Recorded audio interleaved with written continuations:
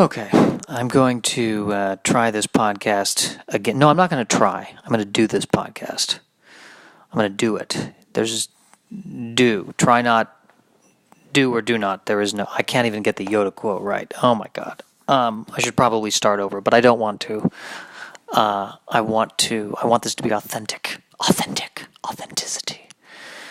What's the purpose? Why am I doing a podcast?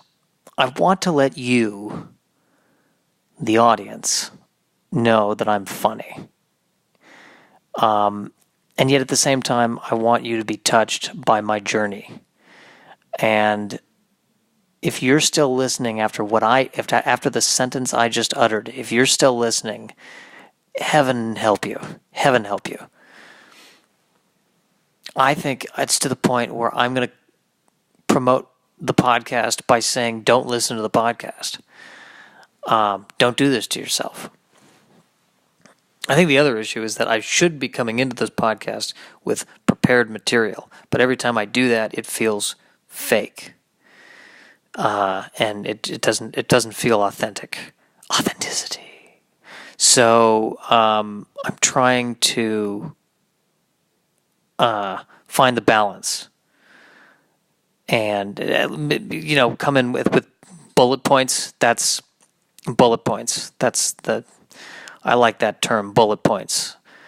The implication of bullet points is that I have a game plan, and the game plan will be successful because I will follow my instincts.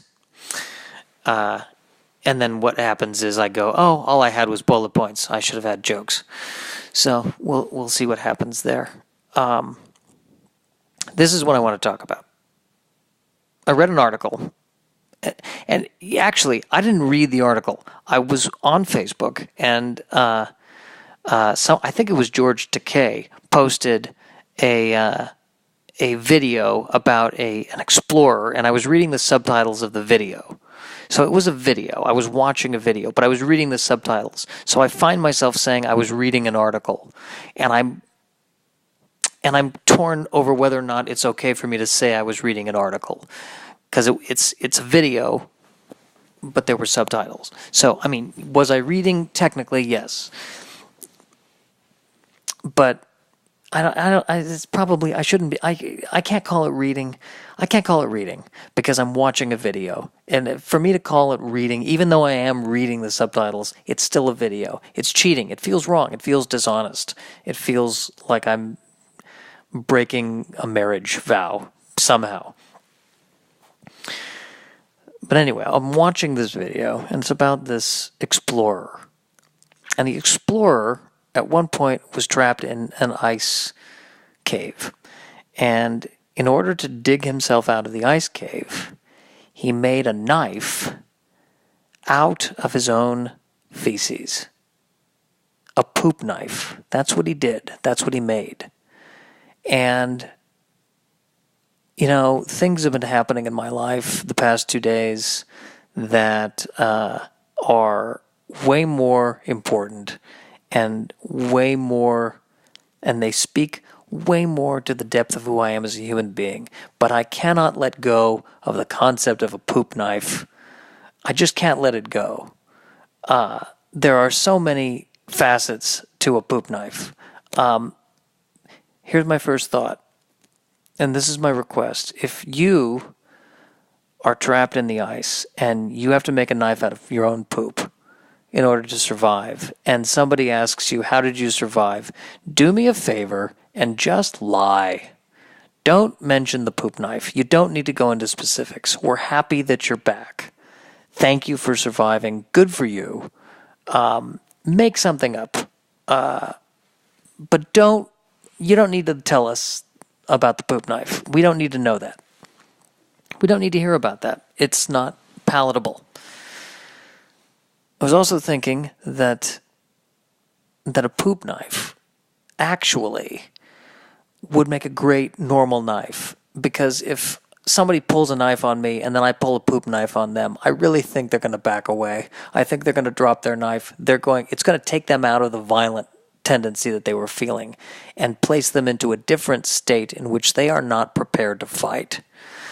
I don't think anyone can be prepared to fight when faced with feces, especially in a knife state.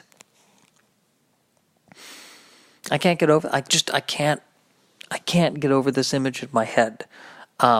And when I was watching the video, by the way, I think they briefly showed the poop knife. I don't know if it was a real knife or if when they made the video, they actually photoshopped a knife and painted it brown.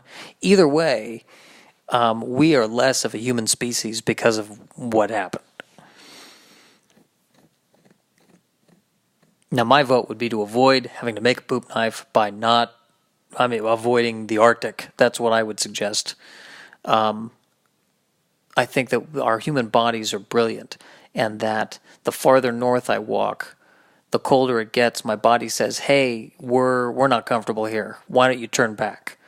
And then I listen to my body, and I turn back, and I go to Los Angeles, and I have an espresso, and I feel great. And the one thing I don't need to do is fashion implements out of my own excrement. That's the brilliance. That is the brilliance of the human brain. When you listen to the brain knows a thing or two. And the brain would say, hey, you know what? We shouldn't be in this climate. If we're in a climate where it's even possible to make a knife out of our own poop, we should not be in this climate. This is a red flag. Or perhaps a brown flag. I just can't let this go. This detail, it's been sticking with me for days. And I think the thing that's the most maddening about it is that my bowel movements right now, by the way, I could not make a knife out of them.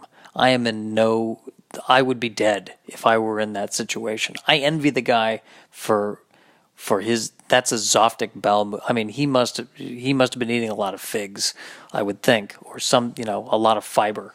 Good for him. I don't think I need to say anything more in this podcast. I think I've covered everything I wanted to cover. Pretty much.